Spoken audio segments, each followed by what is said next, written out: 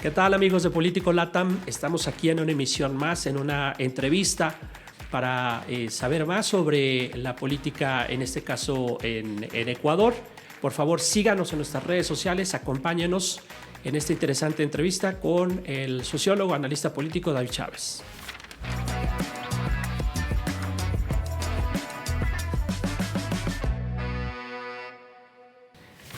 David Chávez, muchas gracias por estar aquí. Buenas tardes, Ecuador, buenas tardes, México. Estamos platicando, conversando desde Político LATAM, una propuesta periodística que busca dar cuenta de los sucesos en América Latina. Y ahora queremos platicar contigo justamente sobre la situación política en Ecuador. Cuéntanos, David, tú que eres un conocedor de la situación de tu país. Entendemos que en este momento Ecuador atraviesa una situación crítica en cuanto al tema del crimen organizado.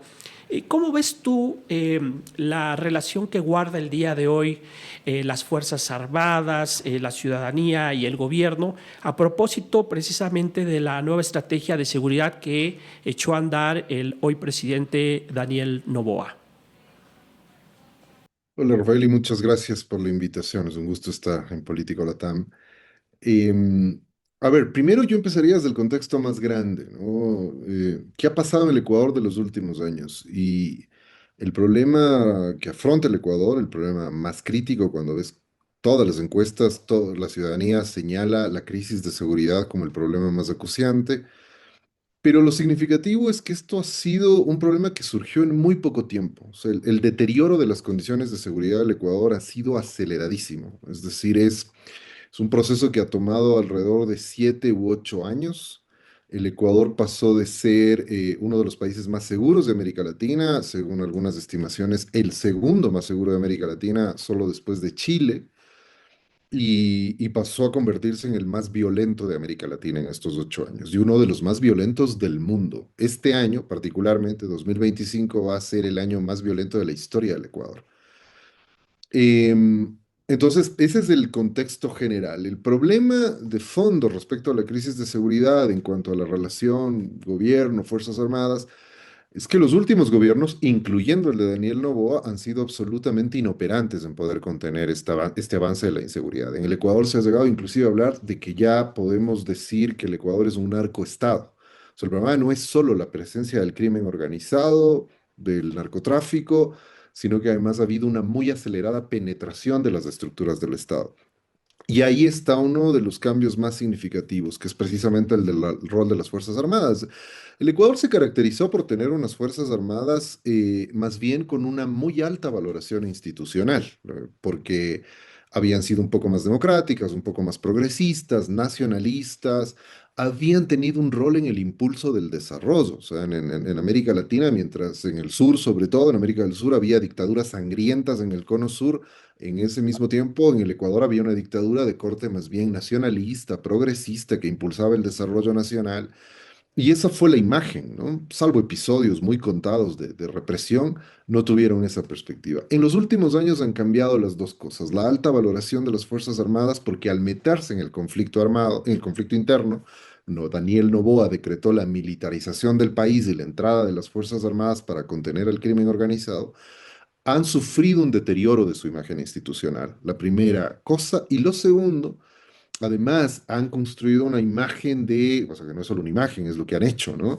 De haberse convertido en Fuerzas Armadas muy represivas. En la última movilización nacional del movimiento indígena, tuvieron un rol excesivamente represivo, y eso contrasta, es decir, fueron muy represivos con las comunidades indígenas que estaban levantadas en un paro nacional y con el crimen organizado no pueden actuar y no pueden terminar de contenerlo. Eso en la ciudadanía ha generado una imagen más bien negativa. Yo creo que, en suma, las Fuerzas Armadas, de haber tenido mucho prestigio institucional, era de las pocas instituciones respetables en el Ecuador, porque en general el Ecuador ha vivido una crisis institucional ya histórica. Y las Fuerzas Armadas con esta intervención han deteriorado muchísimo ese prestigio institucional. Sí, y vamos, no sé, cuál sea tu opinión, porque justamente este año Ecuador va a elecciones, gana el presidente, actual presidente Daniel Noboa, pero parece que Ecuador presenta el día de hoy una extrema polarización, una fragmentación política importante en el Congreso. ¿Esto cómo se está manejando? ¿Crees que hay un riesgo real de gobernabilidad en el corto plazo en el Ecuador? O sea, si hay un riesgo de gobernabilidad, tiene que ver con el acelerado desprestigio que está teniendo también el gobierno, ¿no? Para poner un poco en orden las cosas, el gobierno todavía tiene un respaldo importante, ¿no? Acaba, como sabrás, se convocó a una consulta popular, que la convocó él muy demagógicamente. En realidad estaba probando su aprobación y apuntaba a redactar una nueva constitución de la República para reestructurar el poder del Estado. Le fue mal, perdió en promedio un 60-40%, pero ese 40% que todavía le vota, evidentemente es un respaldo importante.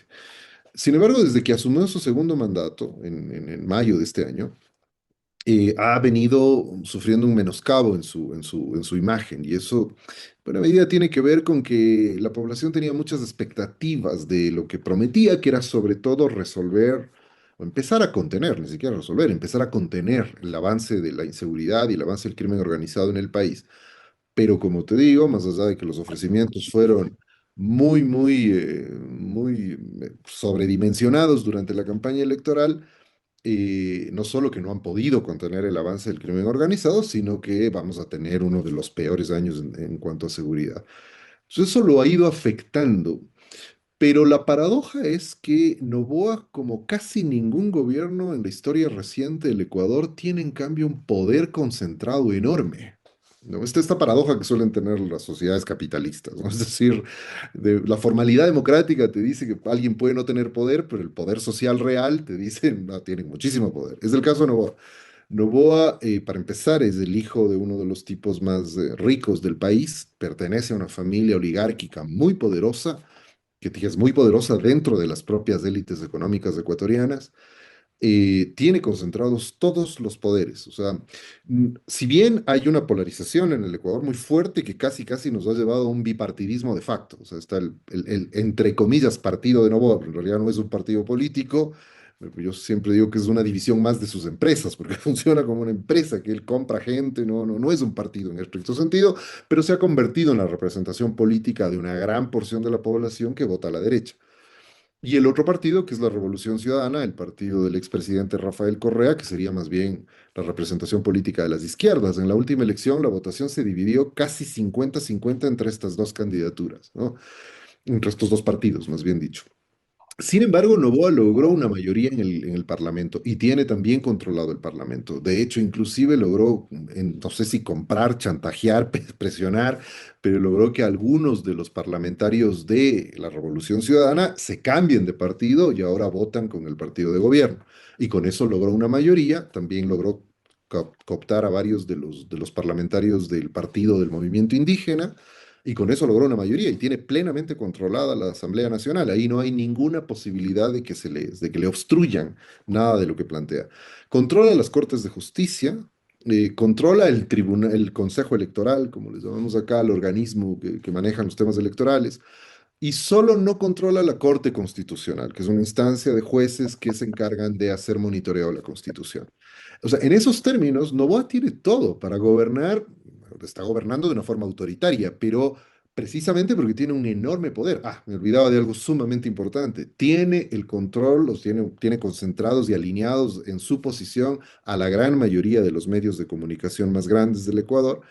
Entonces tiene en realidad una enorme concentración de poder. No es que no tiene mucho poder, que digamos. Lo que acaba de perder, sobre todo en la consulta popular, como se evidenció, acaba de perder la hegemonía en la aprobación y la legitimidad social que tenía. Y eso es lo que ha generado un terremoto político en el gobierno que, por lo que se ve en estas 2 semanas ya, bueno, una semana de los resultados electorales, se ve que no saben cómo responder. O sea, para recuperar el apoyo que perdieron. Vaya paradoja, sí. Sí, sí, sí, justo eso, David. Ese es creo que el punto medular, porque con esta descripción tan puntual que has hecho de Novoa, la concentración real del poder, etcétera, y este no contundente en el referéndum, consulta popular, el no a las bases, al acceso de una fuerza militar a territorio ecuatoriano. ¿Qué lectura das en este sentido? Porque pareciera que lo ideal, por un perfil de derecha, como en el caso de Novoa, pues sería congratularse con los Estados Unidos y la sociedad, pues viera bien, podría decir, pues adelante, permitamos que Estados Unidos instale bases militares y tengamos resultados más eficaces en contra del crimen organizado. Mira, me parece que lo que jugó en contra de Novoa, porque para graficar cómo fue esta consulta popular, esta consulta tenía en realidad cuatro preguntas. Una era la de las bases militares, la primera. La otra pregunta importante era la última, la pregunta que llamaba a la posibilidad de una asamblea constituyente que redacte una nueva constitución, como te había dicho.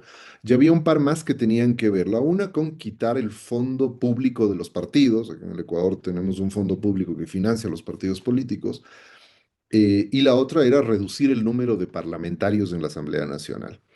Esas dos últimas eran preguntas ganadoras, si quieres, porque obviamente en el Ecuador, como pasa en el mundo entero, ¿no? Hay un sentimiento antipolítico muy fuerte en buena parte de la población, entonces irse contra los partidos, irse contra los parlamentarios sonaba bien, ¿no? Eran como las preguntas que de ley ganaban, digamos. Y sin embargo, Noboa perdió inclusive en esas preguntas, lo cual te da una primera dimensión. Hay un rechazo al gobierno de Noboa, o sea, un rechazo a su gestión, más allá inclusive de las preguntas en sí mismas. Y ya en el tema de las bases, me parece que el problema fundamental ahí tiene que ver con que, de alguna manera, me parece que hay cierto consenso sobre la necesidad de proteger la soberanía. O sea, yo escuché argumentos de este tipo inclusive, ¿no? Gente de derechas profundamente anticorreísta, es decir, que está en contra completamente de las posiciones de izquierda del partido de Correa, que decía que iban a votar no porque no querían admitir ningún tipo de injerencia extranjera. La de Estados Unidos ahora con Lobo, lo decían en estos términos, o la de China o Rusia en caso de que el correísmo vuelva a ganar la elección. Entonces, si notas ese argumento, te habla de un consenso mayoritario más allá de las posturas políticas más evidentes respecto a la defensa de la soberanía. Y creo que Noboa cometió un error, esto se ha discutido mucho acá, un error craso que después trató de enmendar y no pudo, porque en alguna intervención Noboa no suele tener muchas luces. Entonces, en alguna intervención que tuvo, dijo que el interés de los Estados Unidos era poner la base militar, si es que se aprobaba esto en la consulta, en las Islas Galápagos. Y en el Ecuador, de las pocas cosas en las que hay un consenso nacional es en que las Galápagos son algo así como un tesoro nacional natural y todo el mundo las defiende. Entonces, Noboa trató de arreglarlo, después dijo que no era en las Galápagos, que era en otro lugar, sin embargo, no le alcanzó. Cuando se analiza ya en términos comunicacionales cuáles fueron los puntos fuertes que le perjudicaron a Noboa en la consulta, esto de las Islas Galápagos aparece como un elemento fundamental. Entonces creo que en medio de este rechazo a a la injerencia extranjera, este rechazo a que se ponga la base en Galápagos, pero habría un factor más general y es el que me parece que creo que incidió en todo, es que me parece que buena parte de la población se cansó de la demagogia de Noboa. Entonces, cuando Noboa empezó, además de esto, ¿no? De primero suelta que va a ser en Galápagos, después dijo que no, inclusive nos visitó Christine Noem y salieron a recorrer en caballo con Noboa, o sea, imagínate el espectáculo, algunos lugares para ver dónde iban supuestamente a poner la base militar. Entonces, me parece que molestó mucho esto de primero, no se lo estaban tomando con seriedad y en segundo lugar, no estaban esperando los resultados de la consulta popular. La consulta no ocurría aún y él ya estaba con la delegada de los Estados Unidos buscando dónde iban a poner las bases militares. Creo que eso perjudicó mucho su posición en la consulta. Sí, parece ser que hubo poca prudencia política para poder echar a andar este proceso y justamente todo esto, David, lo observamos en medio de una crisis económica, de una recesión, donde pareciera que además se está pensando en adoptar medidas de austeridad. ¿Cómo crees que pueda Novoa gestionar todo esto que parece que se está conjuntando, aderezado ahora con una crisis económica? Pues que parece que no tiene una salida pronta. Mira, quizá ahí empezaría con una precisión. Si miras las cifras solas de lo que está ocurriendo este año, parecen cifras halagadoras. Vamos a tener crecimiento económico, por ejemplo, ¿no?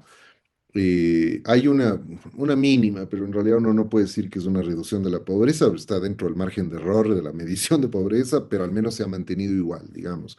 Igual un supuesto crecimiento del empleo. Novoa acaba de sacar el día de hoy unas cifras, muchas de ellas, sacarlas. Bueno, las declaraciones de Novoa son poner un post en X, ¿no? O sea, no es un tipo que sale a dar declaraciones, no, nada. Puso un post en X con algunas de estas cifras. Algunas son muy cuestionables, no sé de dónde las saca, pero las que son verificables son que al menos hay crecimiento económico y no hay reducción de la pobreza y el empleo aparentemente se ha incrementado en un par de puntos. Aparentemente todavía hay que verificar las cifras que acaba de sacar. Pero más allá de eso, el problema es que si se lee sin contexto, pareciera que le está yendo bien económicamente.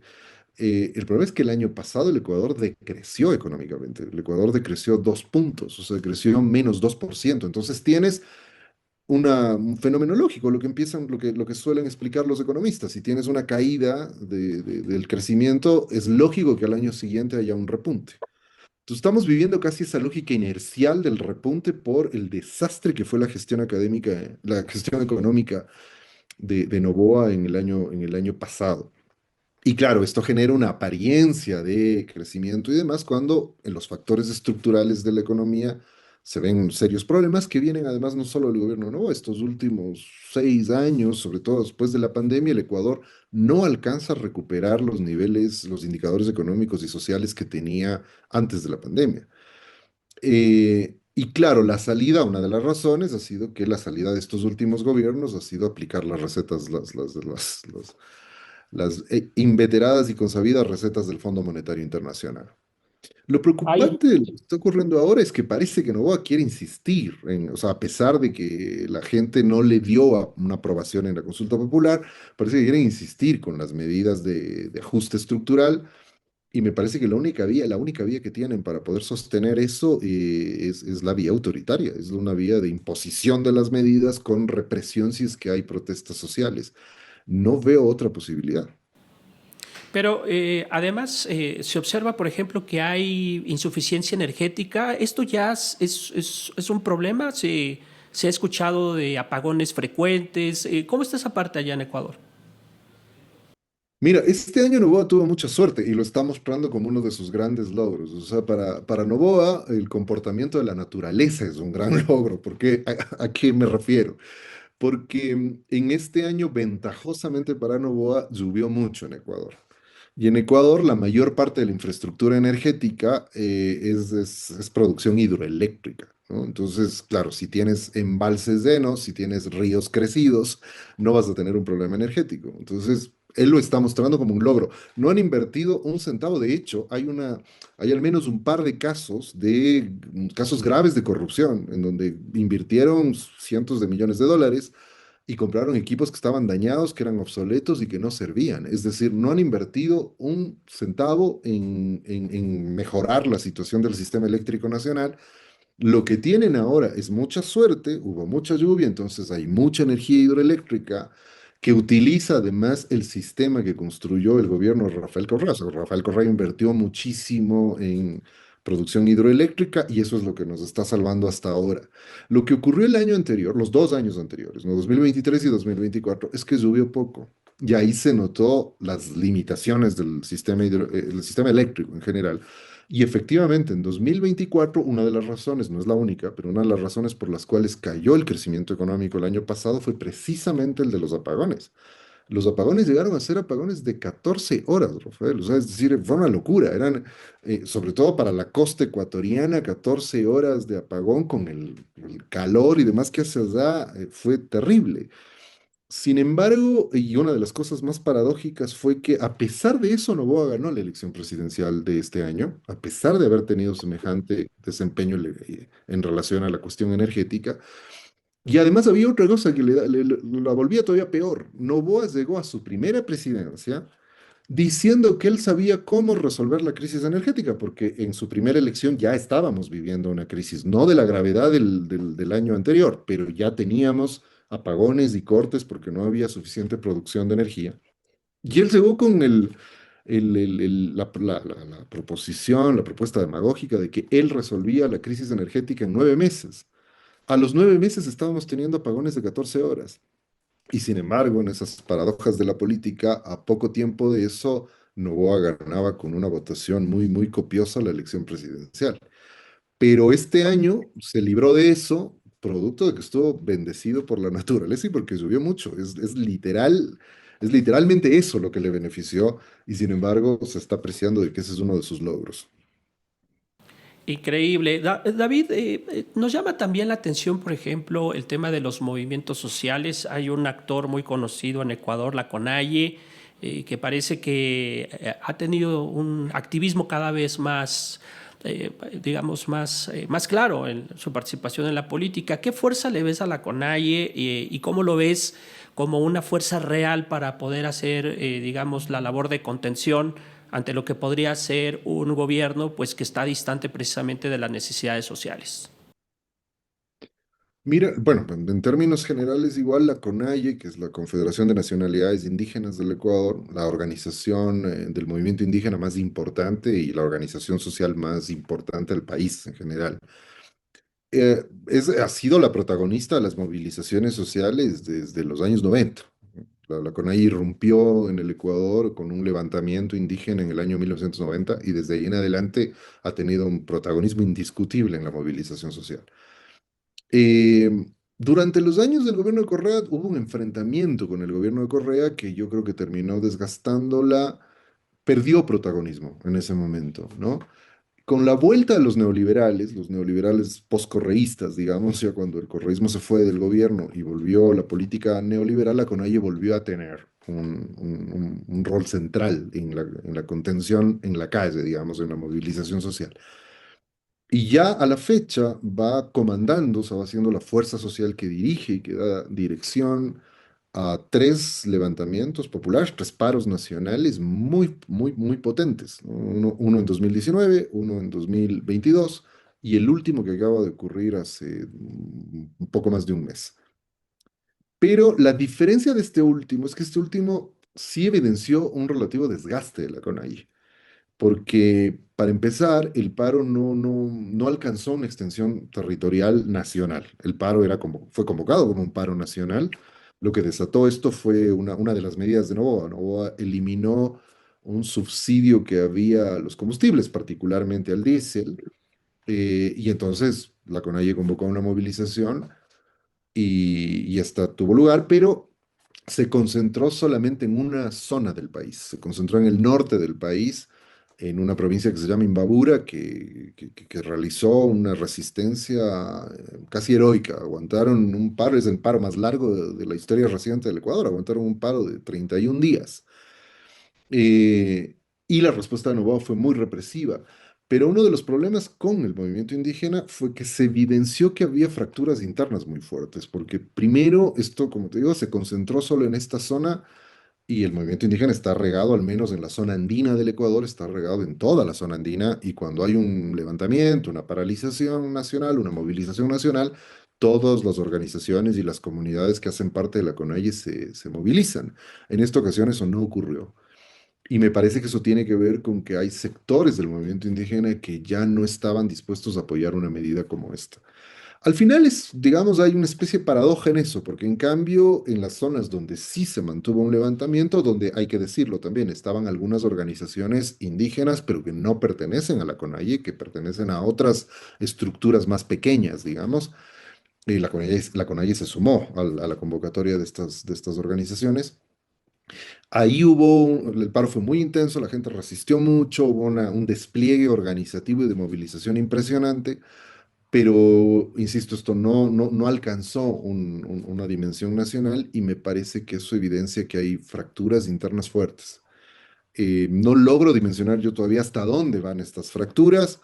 Sin embargo, me parece, la CONAIE siempre periódicamente tiene crisis de este tipo. Me parece que la de ahora es bastante seria, pero siempre encuentran modos de reconstituir las estructuras organizativas y pueden seguir funcionando y creo que van a seguir haciendo una labor de resistencia al avance neoliberal, que como te decía, yo pienso que Noboa no se va a detener, más allá del mal resultado en las urnas. Muy bien, David Chávez, pues muchas gracias por estos minutos que nos has regalado a Político LATAM. Estamos muy complacidos de tenerte aquí compartiendo micrófonos. Permítenos mantener la comunicación y por lo pronto pedirle a nuestra audiencia, a nuestro público que nos siga en las redes sociales. Muy pronto estaremos platicando sobre otros temas también de interés en América Latina. Gracias de nueva cuenta, David Chávez. Un saludo. No, muchísimas gracias por la invitación. Un abrazo.